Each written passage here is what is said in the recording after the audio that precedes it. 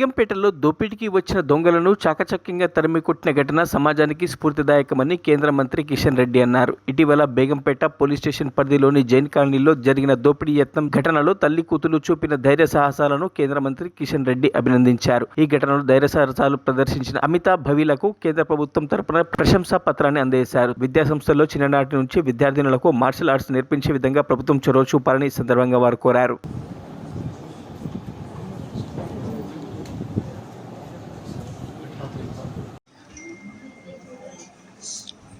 మన హైదరాబాద్ నగరంలో ఉన్నటువంటి బేగంపేట ప్రాంతంలో మరి ఇంట్లో ఉన్నటువంటి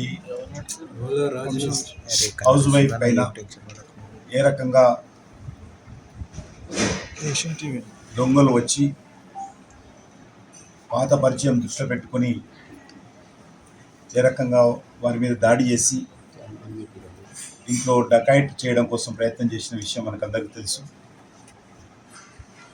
ఈ విషయంలో సమాజానికి స్ఫూర్తి కలిగించే విధంగా మరి అమిత కానీ భావి కానీ ఇద్దరు తల్లి కూతురు ఇద్దరు, పాప ఇంటర్మీడియట్ ఇప్పుడే ఎగ్జామ్ రాసింది.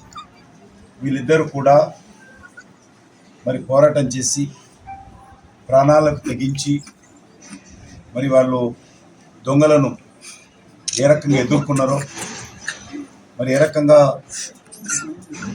బస్తీలో ఉన్నటువంటి ప్రజలందరినీ ఏకం చేసి దొంగను ఇద్దరు వస్తే ఒక అతన్ని ఏ రకంగా పట్టుకొని పోలీసులకు స్వాధీనం చేశారో ఇది మనకందరికీ ఆదర్శం. ముఖ్యంగా ఇద్దరు తల్లి బిడ్డలిద్దరూ ఈ రకంగా చేయడము నిజంగా మహిళా సమాజమే గౌరవపడేటువంటి విషయం.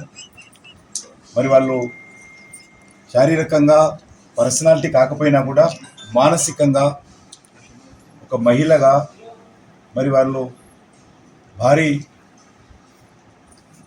స్థాయిలో ఉన్నటువంటి వాళ్ళిద్దరిని కూడా దొంగలిద్దరిని కూడా ఎదుర్కొని మరి వారు ఈరోజు మనకందరికీ ఆదర్శంగా నిలబడ్డారు.